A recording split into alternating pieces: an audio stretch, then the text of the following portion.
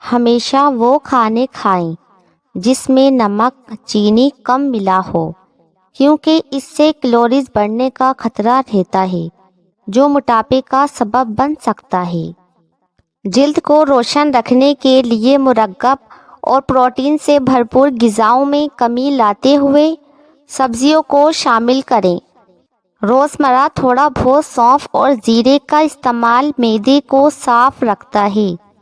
ساتھ آنکھوں، بالوں، جلد اور ناخنوں کے لیے بھی یہ بہت مفید ہے۔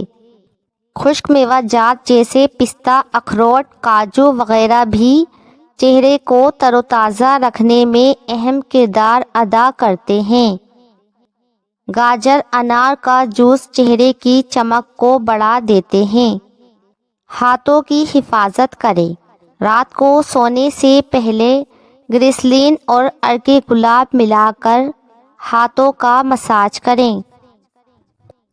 لیموں کا اچار روزانہ کھانے سے وزن بڑھنا رک جاتا ہے۔ گلاب کا عرق اور آلو کا رس ملا کر آنکھوں کے گرد حلقوں پر لگانے سے حلقے ختم ہو جاتے ہیں۔ آئلی جلد کے لیے مہنگے اسکرب بھی کارآمد نہیں تو روایتی طریقہ اپنائیں۔ دن رات بیسن کو چہرے پر لگائیں اور اسی سے منہ دھوئیں اور پھر کمال دیکھیں۔ نظر کے چشمے صاف کرنے کے لیے اس پر سرکے کا اسپرے کر کے کپڑے سے صاف کریں یا کپڑے کو سرکے میں بھگو کر چشمہ صاف کریں۔ روزانہ مصری اور چھہارے کھانے سے جسم موٹا ہونے لگتا ہے۔ اصلی نقلی شہد کی پہچان کے لیے آپ ماچس کی ایک تلی جلا کر شہد کے اندر رکھ دیں۔ اگر تلی جلتی رہی تو شہد اصلی اور اگر بجھ جائے تو شہد نقلی ہے۔ روٹی کا کنارہ توڑنا، روٹی کا کنارہ توڑ کر ڈال دینا اور بیچ کا حصہ کھا لینا اسراف ہے۔